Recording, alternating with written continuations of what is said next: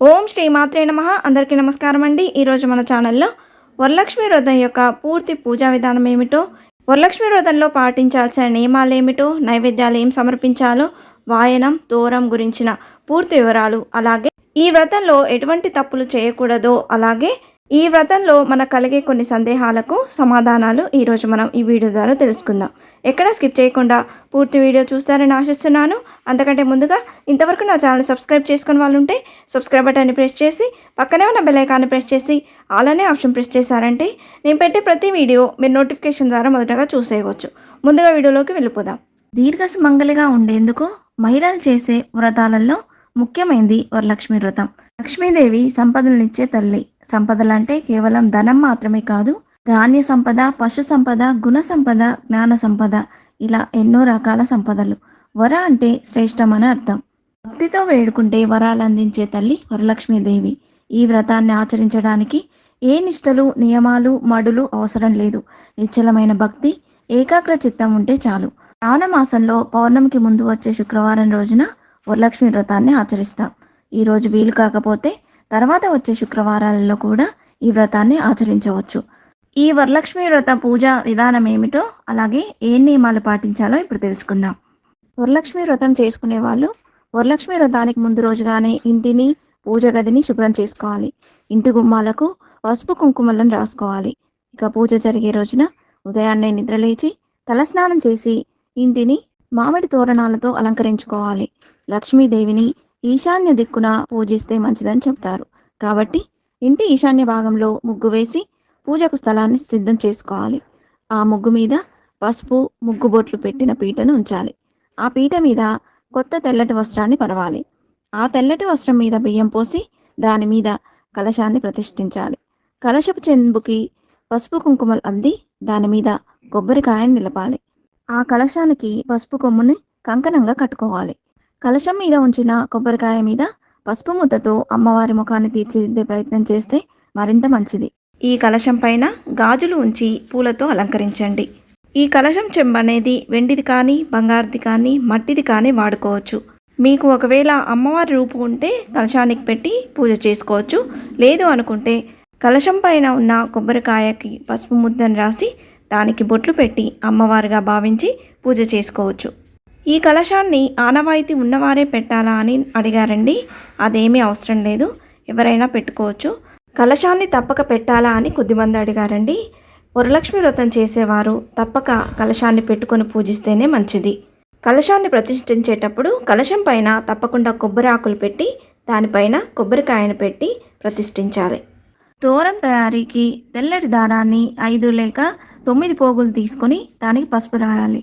ఆ దారానికి 5 లేక 9 పూలు కట్టి ముడులు వేయాలి. అంటే 5 లేక 9 పోగుల దారాన్ని ఉపయోగించి 5 లేక 9 పువ్వులతో 5 లేక 9 ముడులతో తోరాలను తయారు చేసుకొని పీఠం వద్ద ఉంచి పుష్పాలు, పసుపు, కుంకుమ, అక్షతలు వేసి తోరాలను పూజించి ఉంచుకోవాలి. ఆ విధంగా తోరాలను తయారు చేసుకున్న తర్వాత పూజకు సిద్ధం కావాలి. ఇప్పుడు పూజలో మొదటగా గణపతిని పూజించాలి. గణపతిపై అక్షతలు చల్లుతూ యథాశక్తి షోడశోపచార పూజ చేయాలి. స్వామివారికి పుష్పాలు, దీపం, ధూపం సమర్పించి పళ్ళు గాని, బెల్లాన్ని గాని నైవేద్యంగా పెట్టాలి. వినాయకునికి నమస్కరించి పూజ చేసిన అక్షతలు తల మీద వేసుకోవాలి. మహాగణపతి పూజను ముగించిన అనంతరం వరలక్ష్మి వ్రతాన్ని ప్రారంభించాలి. పువ్వులు, అక్షతలతో కలశానికి పూజ చేయాలి. ఆ తర్వాత పుష్పాలతో అమ్మవారిని శ్రీ అష్టోత్తర శతనామాలతో పూజించాలి. తర్వాత తోర పూజ కోసం తోరాన్ని అమ్మవారి వద్ద ఉంచి అక్షతలతో శ్లోకాలను చదువుతూ తోరం కట్టుకోవాలి. ఆ తర్వాత శివుడు పార్వతీదేవికి ఉపదేశించిన వరలక్ష్మి వ్రత కథను చదువుకోవాలి. ఈ వ్రత కథను చదవలేని వారు యూట్యూబ్లో ఉన్న వ్రత కథ ఆడియోను కూడా వినవచ్చు. అమ్మవారికి నైవేద్యాలను సమర్పించి హారతులిచ్చి మంగళహారతి పాడి అమ్మవారి వ్రతాన్ని ముగించాల్సి ఉంటుంది. అమ్మవారికి ఆవు నెయ్యి అంటే చాలా ఇష్టమట. అందుకని పూజలో ఆవు నెయ్యితో చేసిన దీపం వెలిగిస్తే మంచిది. అలాగే ఆవు పాలతో చేసిన పరమన్నం కానీ, పాయసం కానీ నివేదిస్తే అమ్మవారు ప్రసన్నులవుతారు. వీటితో పాటుగా మన శక్తి కొలది తీపి పదార్థాలను అమ్మవారికి నివేదించవచ్చు. కొబ్బరికాయ అన్న, అరటి పండన్నా కూడా లక్ష్మీదేవికి ప్రీతికరం. కాబట్టి ఈ పండ్లను కూడా అమ్మవారికి నివేదించడం మరవకూడదు. అమ్మవారికి పెట్టే నైవేద్యాలు ఇన్ని రకాలు చేయాలి అని ఏమీ లేదండి. మన స్తోమత, మన సమయాన్ని బట్టి చిన్న బెల్లం ముక్క పెట్టి అమ్మవారికి పానకాన్ని సమర్పించిన అమ్మ ప్రసన్నురాలవుతుంది. ఆర్భాటాలకు పోయి నైవేద్యాలు చేస్తూ వంటగదిలో గడిపే కంటే అమ్మవారిని ప్రశాంతమైన మనసుతో ప్రార్థిస్తూ ఉన్నదాన్నే నివేదిస్తే మంచిది. వరలక్ష్మి పూజలో భాగంగా అష్టోత్తర శతనామావళి, మహాలక్ష్మి అష్టకం తప్పకుండా చదవాలి. వీటితో పాటుగా కనకదార స్తోత్రం, లక్ష్మీ సహస్రనామం, అష్టలక్ష్మి స్తోత్రం చదివితే అమ్మవారు మరింత ప్రసన్నులవుతారు. వ్రతం ముగిసిన తర్వాత అక్షతలు శిరస్సుపై వేసుకోవాలి. అలాగే కుటుంబ సభ్యులకు కూడా అందరికీ శిరస్సుపై అక్షింతలు వేయాలి. ఆ తర్వాత ముత్తైదువులకు తాంబూలాలు ఇవ్వాలి. అందరికీ తీర్థప్రసాదాలు ఇచ్చి పూజ చేసిన వారు కూడా వాటిని తీసుకోవాలి. అమ్మవారికి పెట్టిన నైవేద్యాన్ని వాళ్ళే ఆరగించాలి. రాత్రి ఉపవాసం ఉండి భక్తితో వేడుకుంటే ఆ వరాలందించే తల్లి ఆ వరలక్ష్మీదేవి. ఈ వ్రతాన్ని ఆచరించడానికి ఏ నిష్టలు, నియమాలు, మడులు అవసరం లేదు. నిశ్చలమైన భక్తి, ఏకాగ్ర చిత్తం ఉంటే చాలు. వరలక్ష్మి వ్రతం ఎంతో మంగళకరమైంది. ఈ వ్రతాన్ని చేయడం వల్ల లక్ష్మీదేవి కృప కలిగి ఐశ్వర్యం లభిస్తుంది. సకల శుభాలు కలుగుతాయి. స్త్రీలు దీర్ఘకాలం సుమంగలిగా ఉండేందుకు ఈ వ్రతం ఆచరించడం తప్పనిసరి. ఆచారం ఉన్నవారే ఈ వ్రతాన్ని చేయాలా అనే సందేహం చాలా మందిలో ఉంది. నిశ్చలమైన మనసుతో కులాలకు అతీతంగా ఎలాంటి ఆడంబరం అవసరం లేకుండా చేసుకునే ఈ వ్రతంతో అమ్మవారు తప్పక ప్రసన్నులవుతారని నమ్మకం.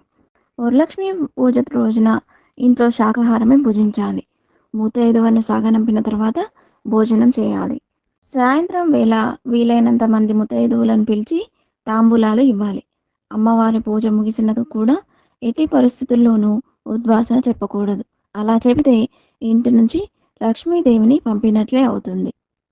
మరొక ముఖ్యమైన విషయం అండి, కలశానికి ఇరువైపులా ఏనుగు ప్రతిమలను పెట్టడం మర్చిపోకూడదు. ఏనుగు ప్రతిమలు లేని పక్షంలో ఏనుగు రూపంలోని పసుపు ముద్దలు కానీ పసుపు కొమ్ములను కానీ అమ్మవారికి అభిముఖంగా నిలపాలి. ఈ రోజున ఉపవాసం కానీ జాగరణ కానీ ఉండాలన్న ఖచ్చితమైన నియమం లేదు. కానీ పూజ ముగిసేదాకా ఎలాంటి ఆహారము తీసుకోకపోవడం మంచిది. ఈ వరలక్ష్మి వ్రతం రోజు ఎలాంటి గొడవలు పడకూడదు. అలాగే ఈ వరలక్ష్మి వ్రతం చేసే నైవేద్యాలు వాడిన నూనెను అస్సలు వాడకండి. గర్భిణీ స్త్రీలు తమ ఆరోగ్యాన్ని దృష్టిలో పెట్టుకొని 3వ నెలలోపు చేసుకుంటే మంచిది. వ్రతం ముగిసిన తర్వాత అమ్మవారి కలశాన్ని ఎప్పుడు కదపాలి అనే సందేహం చాలామందిలో వస్తుంది. అమ్మవారి కలశాన్ని చాలామంది అదే రోజు శుక్రవారం రోజున కదుపుతూ ఉంటారండి. అది చాలా తప్పు. శుక్రవారం రోజు పూజ చేసి అమ్మవారిని మన ఇంటికి ఆహ్వానిస్తాం కదా, ఆ రోజే కదిపితే మనం చేసుకున్న వ్రతానికి ఫలితం అనేది అస్సలు ఉండదు.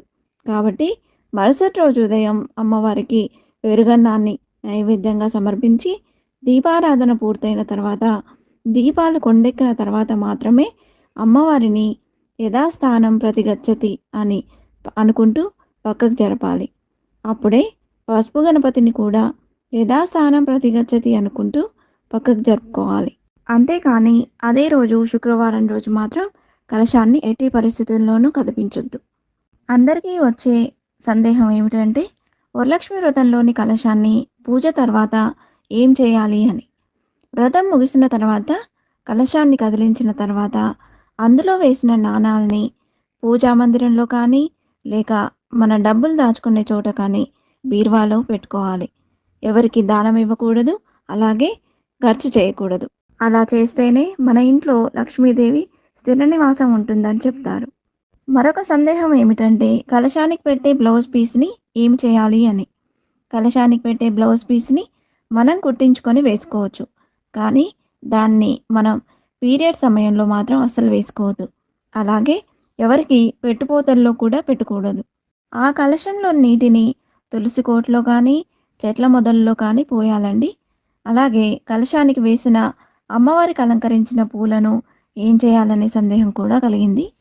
కలశానికి వేసిన పూలను ఏదైనా పారే నదిలో కావచ్చు, లేదంటే ఏదైనా చెట్టు కింద ఎవరు తొక్కని ప్రదేశంలో కానీ వేయాలి. ఇంతే ఫ్రెండ్స్, నా నెక్స్ట్ వీడియోలో వాయనం ఎలా ఇవ్వాలో, కలశం పెట్టేటప్పుడు, కలశం పెట్టిన తర్వాత పూజ ముగిసిన తర్వాత ఏమేం చేయాలో నా నెక్స్ట్ వీడియోలో తెలియజేస్తానండి. ఇంతే ఫ్రెండ్స్, ఈ వీడియో మీకు నచ్చిందని ఆశిస్తున్నాను. ఇలాంటి ఇంట్రెస్టింగ్ వీడియోస్ కోసం please subscribe my channel and press the bell icon. అలాగే లైక్ చేయండి, షేర్ చేయండి. మీకు ఏమైనా సందేహం ఉంటే నా కమెంట్ బాక్స్లో పోస్ట్ చేయండి. మరొక మంచి వీడియోతో మేము ముందుకు వస్తాను. అంతవరకు సెలవు. సర్వేజన సుఖినో భవంతు. స్వస్తి.